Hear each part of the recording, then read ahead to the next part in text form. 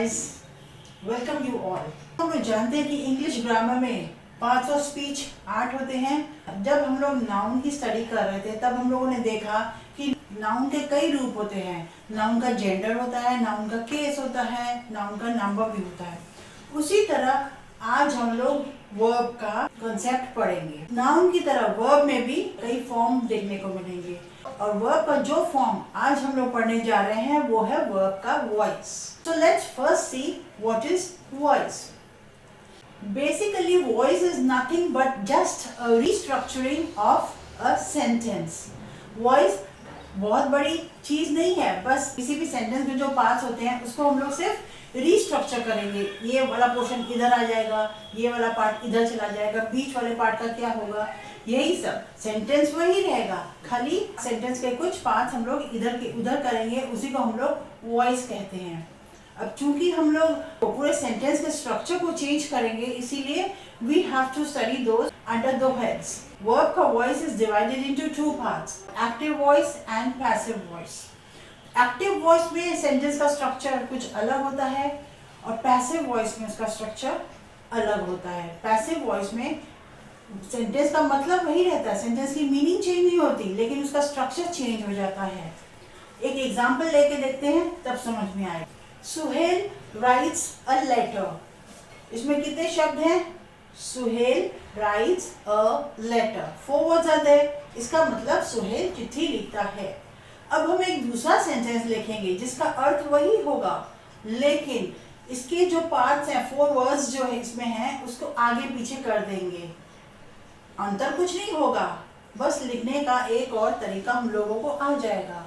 अगर यही सेंटेंस हम लोग लिखें, a letter is written by Suhel, पहले सेंटेंस में हम लोग यही कह रहे हैं कि सुहेल चिट्ठी लिखता है, और दूसरे सेंटेंस हम लोग कह रहे हैं एक चिट्ठी सुहेल द्वारा लिखी है। दोनों सेंटेंसेस का अर्थ सेम है, उसके मीनिंग में कोई चेंज नहीं हो रही है, बस हम लोग इस पूरे वाक्य के स्ट्रक्चर को पूरा चेंज कर दे रहे हैं। यानी कि अगर हम लोग दोनों सेंटेंसेस सीख लें तो कोई भी सेंटेंस हम लोगों को दो तरह से बोलना आ जाएगा। That adds to our credit कि हम लोगों को कोई सेंटेंस सिंपल बोलना नहीं, दो तरीके से बोलना आ रहा है।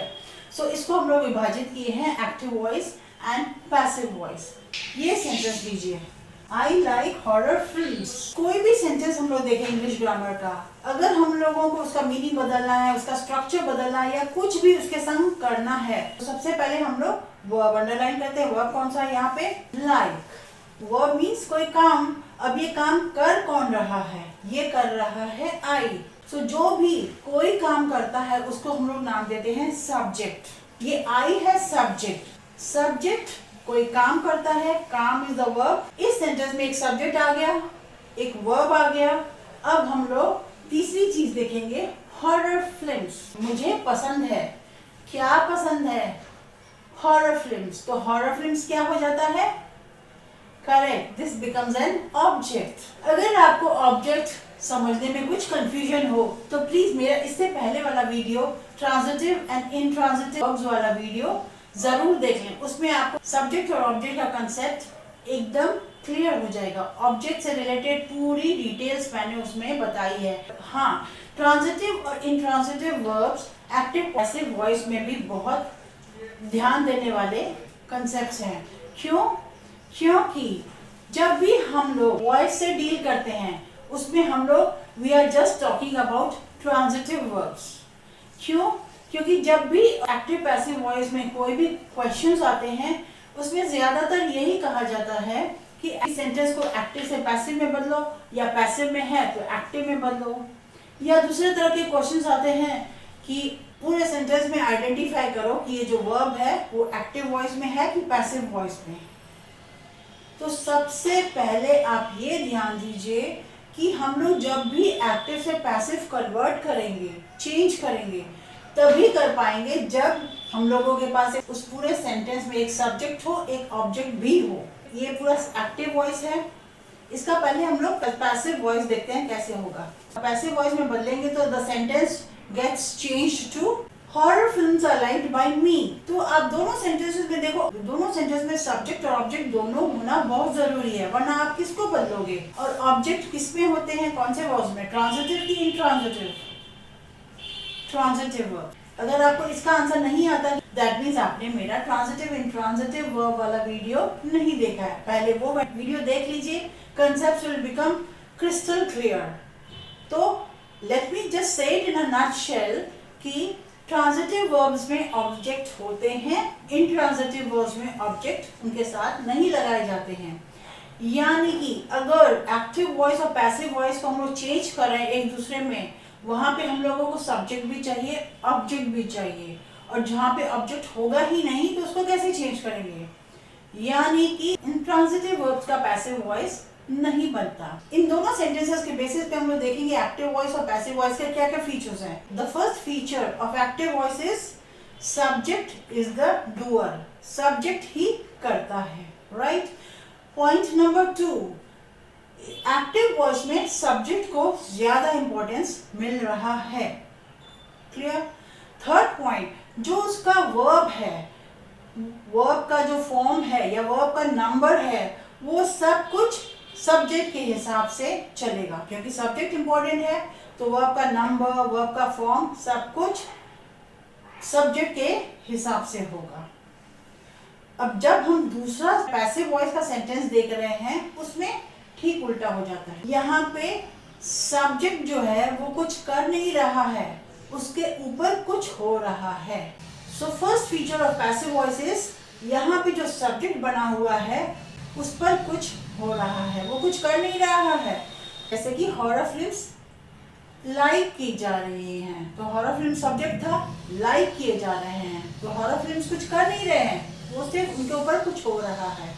पैसिव वॉइस का सेकंड फीचर है कि ऑब्जेक्ट को ज्यादा इंपॉर्टेंस मिल रहा है। Horror films are liked by me, मुझे पसंद है, तो ऑब्जेक्ट है मी, उसको ज्यादा इंपॉर्टेंस मिल रहा है पैसिव वॉइस में। और थर्ड प्लेस में इसका थर्ड फीचर ये होगा, चूंकि यहाँ पे ऑब्जेक्ट को ज्यादा इंपॉर्टेंस मिल रहा है, तो यहाँ का वर्ब, यहाँ के वर्ब का फॉर्म, यहाँ के वर्ब का number, everything will be decided on the basis of object. तो ये सारे ऑब्जेक्ट के हिसाब से चलेंगे। एक्टिव वॉइस में सब्जेक्ट के हिसाब से सब कुछ चेंजेस हो रहे थे, पैसिव वॉइस में ऑब्जेक्ट के हिसाब से सारे चेंजेस होंगे। सो बेसिकली ट्रांजिटिव वर्ब्स का दो तरह से प्रयोग किया जा रहा है। एक वाले सेंटेंस में सब्जेक्ट को ज्यादा इंपॉर्टेंस दिया जा रहा है, दूसरे सेंटेंस में ऑब्जेक्ट को ज्यादा इंपॉर्टेंस मिल रहा है। So I think we should come to the conclusion of the definition of active voice and passive voice. दोनों की परिभाषा अब तक हम लोगों को क्लियर हो गई होगी। एक्टिव वॉइस वर्ब का एक ऐसा रूप है जिसमें सब्जेक्ट या कर्ता कुछ करता है, the subject is the doer, whereas second वाले पैसिव वॉइस में सब्जेक्ट कुछ कर नहीं रहा है, उस पर कुछ घटित हो रहा है, something is being done to the subject। यही अंतर है दोनों में। अगर एक वाक्य में बोला जाए तो दोनों में डिफरेंस ये है कि एक्टिव वॉइस में जो सब्जेक्ट है वो पैसिव वॉइस में ऑब्जेक्ट बन जाता है, पैसिव वॉइस में जो ऑब्जेक्ट है वो एक्टिव वॉइस में सब्जेक्ट है। बस लोगों की पोजीशन बदल जाती है। अब चूंकि एक्टिव वॉइस और पैसिव वॉइस दोनों एक ही काम कर रहे हैं, एक ही अर्थ बता रहे हैं, तो हम लोगों को जो सेंटेंस लिखना होता है वो किस में लिखें, कैसे डिसाइड करें कि हम लोग कोई भी वाक्य लिखें तो एक्टिव वॉइस में लिखें कि पैसिव वॉइस में। तो इसका उत्तर ये रहेगा कि हमेशा एक्टिव वॉइस में सेंटेंसेस लिखना सेफ रहता है। लेकिन कई बार ऐसा होता है कि हम लोगों को किसी भी सेंटेंस में सब्जेक्ट का पता नहीं चल पाता, वो छिपा रहता है। अब जब सब्जेक्ट ही छिपा होगा तो हम लोग ऑब्जेक्ट किसको बनाएंगे या उसकी पोजीशन में कौन आएगा, तो उस केस में सेंटेंस को पैसिव वॉइस में लिखना ज्यादा आसान हो जाएगा। ये हम लोग लेंगे जब हम लोग एक्टिव पैसिव वॉइस को थोड़ा डिटेल्स में पढ़ेंगे। फ्रेंड्स, आज का वीडियो मैं यहीं स्टॉप करती हूँ, क्योंकि मेरा ये लॉजिक है कि बड़ा टॉपिक छोटे छोटे पार्ट्स में पढ़ें तो आसानी से समझ में आ जाता है। एक पार्ट पढ़े, उसका आप घर में स्टडी करो, कुछ होमवर्क करो, कुछ प्रॉब्लम आए तो पूछो। जब वो पार्ट क्लियर हो जाएगा then we will move to the next part. So इस वीडियो में बस इतना ही काफ़ी कि हम लोग एक्टिव और पैसिव वॉइस के डेफिनेशन, एक्टिव वॉइस में सेंटेंसेस का क्या स्ट्रक्चर होता है, पैसिव वॉइस में सेंटेंस का क्या स्ट्रक्चर होता है, और थोड़े बहुत चेंजेस जो देखने को मिलते हैं। तो हम लोग नेक्स्ट वीडियो में देखेंगे कि एक्टिव को पैसिव में और पैसिव वॉइस को एक्टिव में कैसे बदलते हैं। अब कोई भी सेंटेंस बदलने के लिए सिर्फ हम लोग कह दें कि ये ऐसे बदलता है, ये ऐसे बदलता है, काफी नहीं है।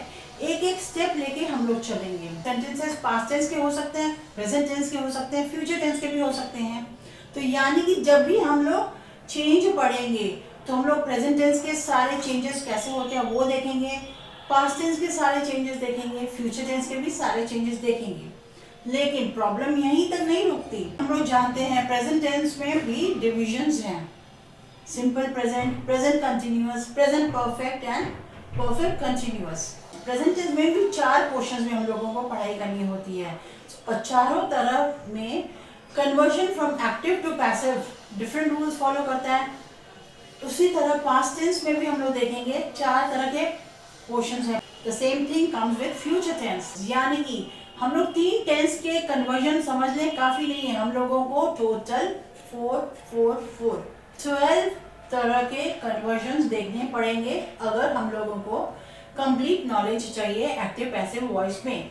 सो आज का वीडियो यहीं इसीलिए खत्म करती हूँ सो दैट नेक्स्ट वीडियो में हम लोग प्रेजेंट टेंस के सारे कन्वर्जन, चारों ही कन्वर्जन देख लेंगे, पहले सिर्फ प्रेजेंट टेंस के।